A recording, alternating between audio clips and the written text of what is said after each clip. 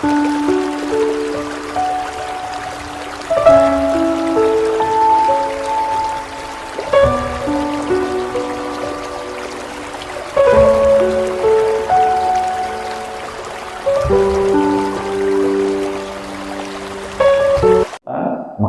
nah, kemudian kita lihat di sini.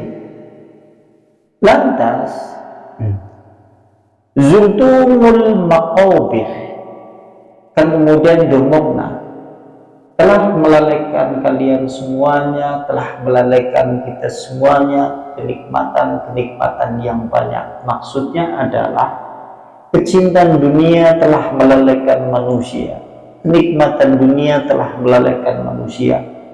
Segala perhiasan dunia telah melalaikan manusia dari mencari pahala-pahala akhirat, dari ketaatan-ketaatan kepada Allah. Zutumul maqabir, hatta zutumul maqabir, sampai kalian semuanya itu mengunjungi kubur-kubur. Maksudnya adalah sirtu bilaiha, sampai kalian nanti baru akan menyadari tatkala kemudian engkau menjadi penghuni-penghuni kubur. Dewek engkau nembe sadar terlalaikan dari semuanya itu, engkau nek wis dadi penduduk-penduduk kuburan. Tapi kalau seandainya kemudian kita berpikir jauh, menyesal setelah kemudian kita dikubur, panjenengan ngajok ari kalane wis dikubur, apakah air mata tatkala kemudian kita dikubur itu berguna? Apakah kemudian penyesalan yang kita sesalkan tatkala kemudian kita sudah ditanam di dalam tanah itu akan bermanfaat? Apakah kemudian air mata yang kita keluarkan dengan banyak tatkala kemudian kita semuanya telah dikubur, apakah itu berfaedah? Tentunya tidak ada satupun atau tidak ada sedikit pun sesuatu yang bermanfaat. Sekalipun kemudian air mata panjenengan terkuras habis tatkala kita semuanya sudah sampai di dalam kubur. Kita mengenai kue kalimatnya jadinya pendek, simpel, maknanya jero ya. Kan gini, mangkari panjenengan suatu saat dimami nang imam, alhaakumut takasur hatta zutumul maqabir, kudune jenengan nangis, kudune kue astagfirullah, nyuruh istiqomah, gone sholat wengi, gone katamal Quran. Kudune nek jenengan ngaos niki, kudune sing durung bisa maos Al-Qur'an esuk belajar, sing durung kemudian istiqomah sholat duha mulai esuk siki wis mulai istiqomah. Kudune nek panjenengan ngaos niki, kudune engko wis mulai sholat malam wis istiqomah nganti dumugi pecah. Kudune panjenengan nek ngaos niki, kudune wis akeh nangisi kelawan Allah, nangisi Allah keti Allah. Ki kudune kados mekaten. Nek mboten kados mekaten berarti alhaakumut takasur hatta zurtumul maqabir. Maksudipun kados mekaten. Jenengan aja manut dalile wong Jawa. Lah kepriwe yang kepen aku muni ibadah mas ngrasakna butuh. Wong sing ngomong iki wis 50 tahun coba. Wis 50 tahun. Ya saya kira yang namanya dunia memang tidak ada habisnya. Paripasan menungsa kemudian diwehi harta benda ingkang kathah ya tetap kira mau. Gue maksud itu.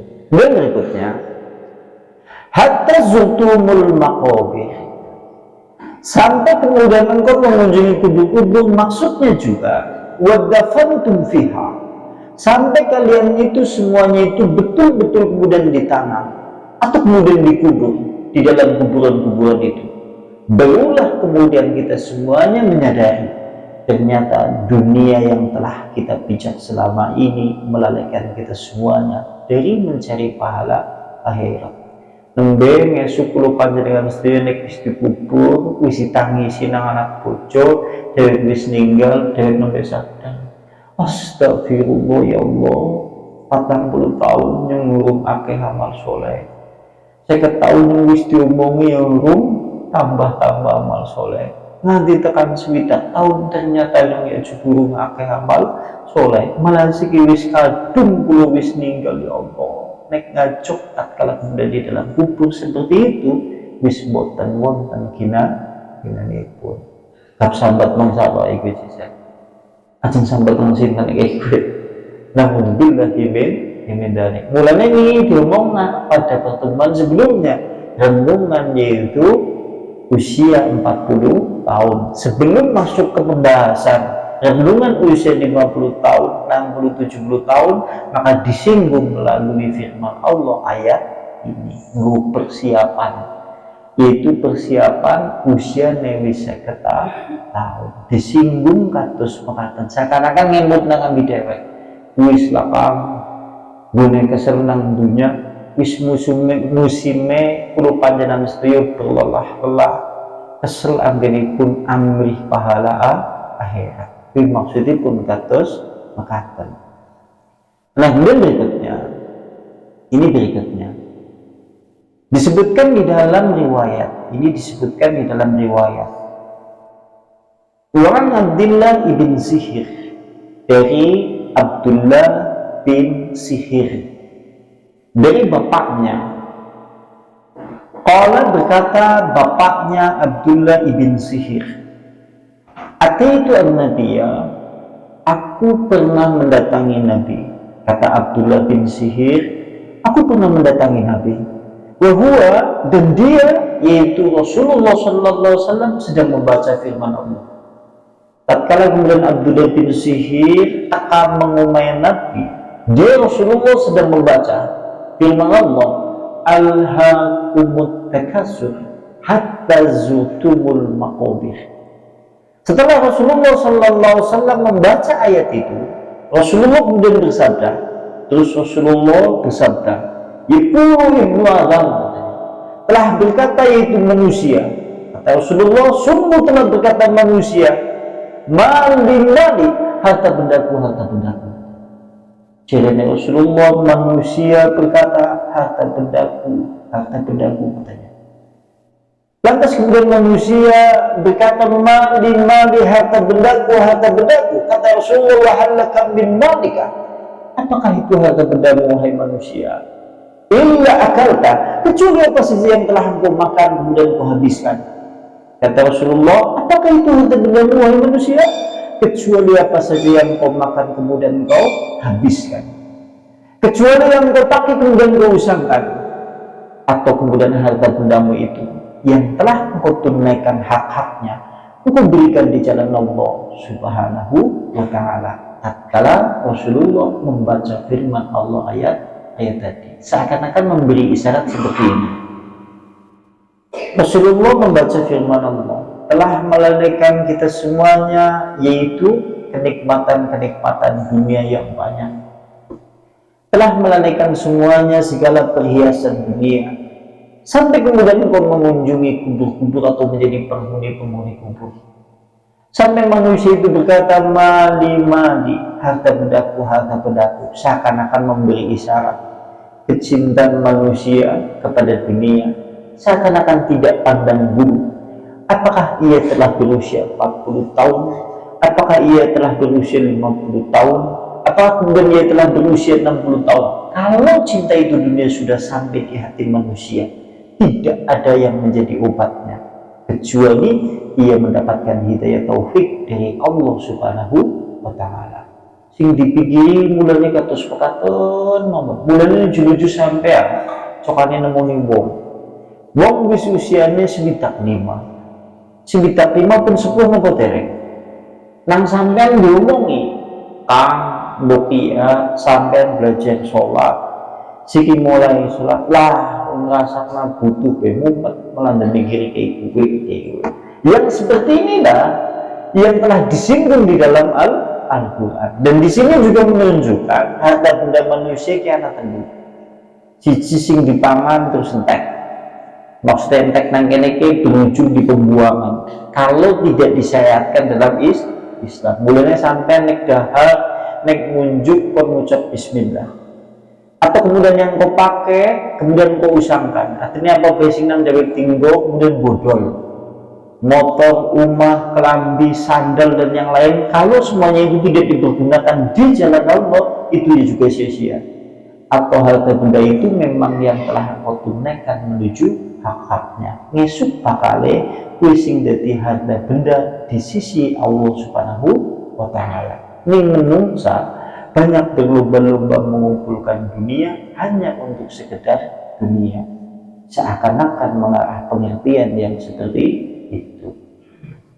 Menurut yang lain, nah sekarang kalau menurut waqala al-Hasanul Basri, sekarang menurut Hasan Basri, alhaakumut takasur, telah melalaikan kalian semuanya, yaitu at-takasur. Yang dimaksud at-takasur di sini menurut Hasan Basri adalah harta benda dunia dan anak-anak atau keluarga, anak-anak, istri, suami, keluarga, harta benda, bisnis, atau kemudian perdagangan, sawah, ladang, segala apa saja yang melalaikan kita semuanya dari ketaatan kepada Allah, itu mengenai alhaakumut takasur. Itu maksudnya. Permasalahannya kemudian manusia itu tidak istiqomah di dalam kebaikan. Semuanya itu adalah kecintanya kepada anak-anak, harta benda dunia. Hari ini kita sering disibukkan dan telah melihat fenomena yang seperti itu. Panjenengan tidak akan pernah menyaksikan orang kemudian berdesak-desakan di dalam berlomba-lomba kebaikan. Sampai-sampai kita tidak mendapatkan masjid yang kemudian penuh tatkala kemudian sholat. Tapi panjenengan akan mendapatkan pagi ini sampai jam 3, jam 2 di pasar itu sudah ramai ngumpulin masjid. Mereka berlomba-lomba mencari dunia, sekalipun kemudian yaitu direwangi tangi jam 2 sampai mengeluarkan tenaga, dan itu telah dilakukan bertahun-tahun. Tapi kita tidak pernah akan menemukan orang berlomba-lomba di dalam perkara permasalahan kebaikan. Maksudnya seperti itu. Jadi sampai nek duwe bojo, sampai nek duwe kemudian istri, sampai duwe anak, sampai melalaikan panjenengan dari ketaatan kepada Allah, itu juga alhaakumut takasur menurut Hasan Basri. Maksudnya pun kata sesuatu.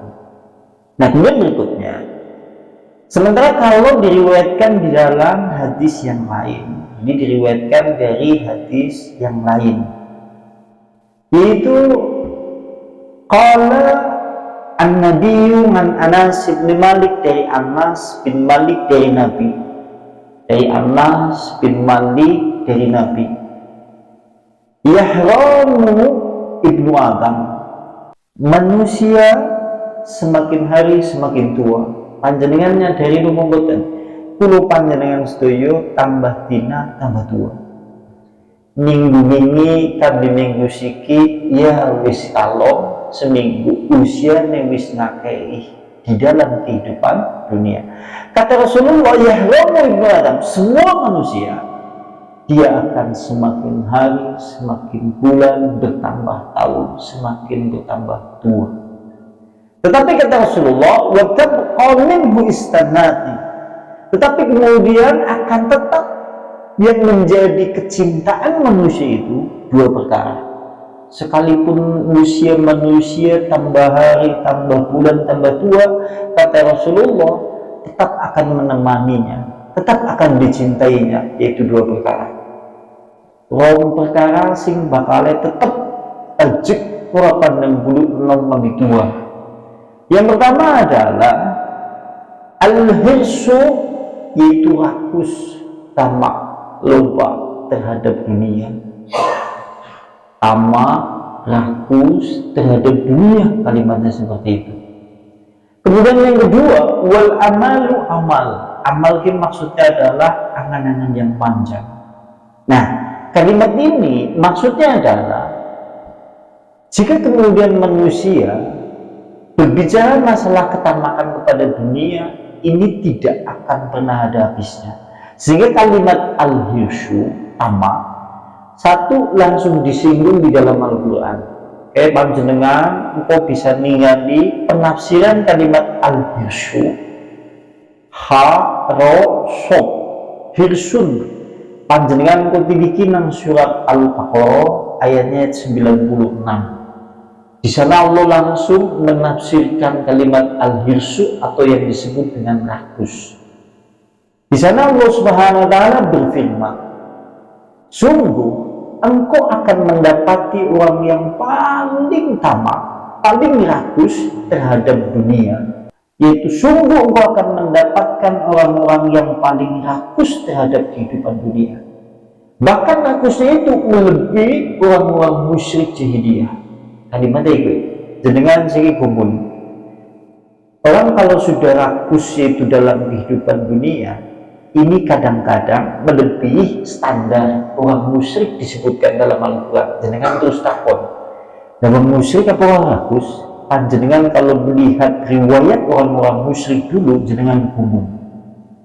Dan kita sebagai kaum muslimin sampai hari ini belum ada yang bisa melakukan seperti orang musyrik itu. Contoh, kalau mereka berjudi, contohnya adalah judi yaitu dengan undi nasib dengan anak panah. Biasanya mereka itu sebelum kemudian mengundi nasib dengan anak panah, mereka itu menyembelih unta, dibagi menjadi 28 bagian. Ontanya dibagi jadi 28. Masing-masing nanti kemudian dibagi-bagi, ada yang dagingnya banyak, ada yang tulangnya lebih banyak, ada yang kemudian dalemannya dan yang lain-lain. Intinya dibagi menjadi 28 bagian. Nanti mereka kemudian mengambil panah. Kalau seandainya dapat nomor 1, berarti dia mendapat bagian nomor 1. Nanti kalau seandainya dia dapat yaitu bagian yang nomor 28 yang isinya banyak dagingnya, maka dia mendapat bagian itu. Nanti kemudian setelah mereka menang, lantas kemudian dagingnya itu dibagikan kepada fakir miskin. Sampai pernah nemu nih anak wong kiyu-kiyu nang zaman siki terus dibagi-bagi wong fakir miskin. Bersama ngomong mbak. Sampai pernah nemu nih wong cekis dinas wengi menang 1 juta 3 juta terus esok-esok dibagi-bagi fakir miskin. Terus ini orang musik loh, orang musik jadi dia seperti itu. Yang lebih hebatnya lagi, tokoh yaitu pemuka Quraisy, orang yang mengawali menyembah berhala, namanya adalah Amr bin Luhai. Amr bin Luhai itu adalah seorang yang kaya raya. Amr bin Luhai dia adalah kaya raya, tetapi dia sangat dermawan. Kalau seandainya setiap musim haji dia menyembelih 1000 onta. Jangan bayangna, anak wong musyrik jahiliyah setiap kemudian musim haji dia menyembelih 1000 onta. Jenengan terus bayangna, wong musyrik dan anak haji, iya mereka karena mewarisi agama Nabi Ibrahim, mereka lah yang memiliki Baitullah, mereka adalah orang yang mewarisi yaitu ajaran haji karena mereka adalah pewaris agama Nabi Ibrahim dan Ismail. Lantas kenapa kemudian mereka disebut sebagai orang musyrik? Kenapa sampai kemudian mereka disebut seperti itu? Bukankah mereka adalah orang yang beribadah? Bukankah mereka adalah orang yang memegang kunci Ka'bah? Dan bukankah mereka itu adalah orang yang memegang yaitu air zam-zam untuk dibagikan kepada orang jamaah haji? Permasalahannya satu, mereka penyembah berhala karena mereka mengagungkan yaitu berhala-berhalanya. Dan kita tahu berhala itu tidak murni patung, berhala itu tidak murni kemudian pohon, tetapi berhala itu tidak murni hanya sekedar patung kemudian disujudi, tidak. Dan panjenengan tidak pernah akan mendapatkan orang syirik jahiliyah nek seandainya kemudian patung dewek sujud, tidak pernah akan mendapatkan seperti itu. Kenapa mereka disebut orang musyrik? Mereka berdoa di yaitu berhala Lata kepada Allah. Dan kita tahu berhala Lata adalah wong lanang sing apikan dermawan terus mati terus kuburannya dibangun. Begitu kuburannya dibangun, orang-orang kemudian kalau mau berdoa kepada Allah di sisi kuburan itu melalui kebaikan si Lata dulu tatkala masih hidup, mereka disebut sebagai orang musyrik. Jadi iya, mereka berarti wong beragama, tapi agamanya kemudian banyak keyakinan syirik. Nah, Amr bin Luhai, coba panjenengan bayangkan, setiap musim haji dia menyembelih 1000 onta. Sampai pernah mendapatkan orang di zaman hari ini naik badan haji menyembelih 1 sapi, pernah enggak? 200 sapi, 300 sapi.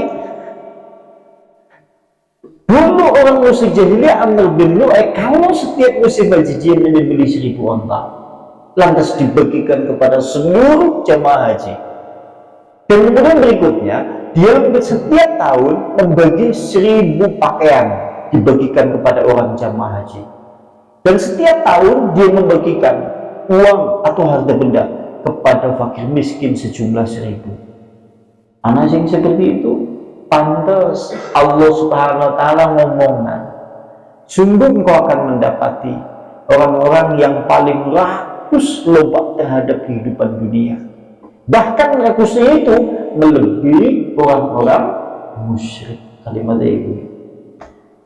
Bahkan rakusnya itu melebihi orang musyrik. Enggaknya coba. Gara-gara bawon orang sholat. Gara-gara permasalahan dodol orang ngaji.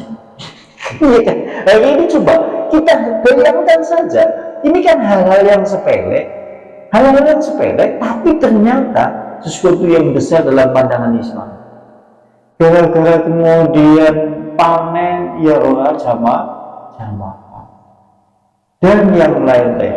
Gara-gara kemudian sesuatu hal sing kaitannya di dunia, sing seakan-akan itu sepele kan ya, sepele, tapi bisa membandingkan manusia dari kehidupan akhirat betul-betul. Hari ini kita dapat di zaman yang seperti itu. Pantas Al-Quran ngomong, bahkan rakusnya kita melebihi rakusnya orang-orang musyrik jahiliyah. Kalau orang musyrik jahiliyah komitmen terhadap ajaran agama Ibrahim, cuma permasalahannya mereka adalah orang-orang yang menyembah berhala Lata, Uzza, Manat, dan yang lain-lain. Bersamaan dengan itu dia beribadah kepada Allah. Tapi hari ini kita coba saksikan, anak wong Islam, ora sholat, dunia orang tetap saja kemudian dia kecintaan rakusnya kepada dunia merajai hatinya. Sehingga yang terjadi di zaman kita hidup hari ini contohnya. Kita kan bisa menyaksikan seperti itu. Jenengane lupa. Dan perlu kita ketahui, sing jenengane hirsun, tamak, kalaupun seandainya kemudian diberi usia 1.000 tahun hidup di dalam kehidupan dunia, itu tidak pernah akan menjadikan dia sadar. Ewon dene wong sing wis tamak terhadap kehidupan dunia nang Allah diwe 1.000 tahun meninggal dunia, tetap orang bakal sadar. Karena ukuran untuk orang kembali kepada Allah dari rakusnya dunia, ukurannya bukan masalah waktu yang cukup lama atau waktu yang singkat. Ukurannya adalah petunjuk dan hidayah dari Allah. Mulanya nang Al-Quran surat Al-Baqarah ayat 96 disinggung. Kalau seandainya mereka diberi 1.000 tahun lagi di dalam kehidupan dunia, tidak akan mampu 1.000 tahun lagi di dalam kehidupan dunia itu menjadikan dia jauh dari azab Allah Subhanahu wa ta'ala. Maksudnya ya isi tetap rakus, itu seperti itu. Nah, mulane nang Rasulullah diomongna kalimat pendek. Manusia tambah hari tambah tua, tambah bulan tambah menua, tambah tahun kemudian tambah usia, lambat laun kemudian dia senantiasa kemudian menuju masa-masa senja. Akan tetapi bersamaan dengan itu tetap akan tinggal bersamanya. Di antaranya adalah tamak terhadap kehidupan dunia. Mulane dhewek sing kejawab, nang apa ora khatam Al-Quran, nang apa sholat duha kadang-kadang, nang apa sholat malam kadang-kadang, nang apa kemudian tidak menghatamkan Al-Quran. Kenapa kemudian kita tidak beramal soleh yang banyak? Dan masalahnya satu, kita telah terlalaikan oleh kehidupan dunia. Itu seperti itu. Kan kenapa? Karena menurut Al-Quran demikian. Nah, terus yang kedua, wal amalu amal. Amal mau diomongna, manusia semakin hari semakin tua, tapi akan tetap tinggal dua perkara. Satu rakus. Yang kedua amalun. Amalun adalah angan-angan yang panjang. Sampai ngerti sih jenenge angan-angan yang panjang? Umah wis ora bocor, anak udan wis ora ana sing bocor. Iya tetap ngangan-angan. Kayane kene diganti keramik mandan apik ya. Iku. Nah, motor sampean wis duwe. Bahkan wis jarang mudan ngopok, dia kepengen sing lebih. Sawah sampai wis duwe 40 bin, 60 bin atau mungkin 50 bin yang ngangan. Kayaknya kayaknya sing duwe 200 bin ayam ya. Ki sing jenengane angan-angan panjang.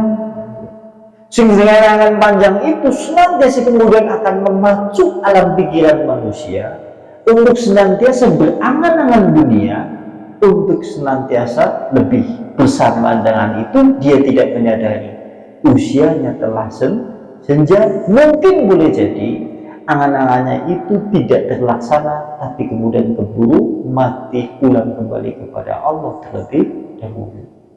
Sing jenenge wong angan-angan gue mulai jujur sampean sok nemoni sing jenengane tiyang nek pun kados mekaten wis diangan-angan lah nyong pengen dandani rumah, padahal rumahnya wis apik, rumahnya wis ora bocor, kepengin didandani maning, dikumpulna anggarane kira-kira 20 juta, kumpul duit 20 juta temenan. Begitu ngesuk kemudian rentang mengkop umay dadi, begitu dadi terus dheweke ninggal. Kising jenengane angan-angan panjang. Dia ingin kados mengatakan zaman saniki akeh ngono. Akeh. Dan Allah melalui lisan Rasulullah wis diemut kados Mekah.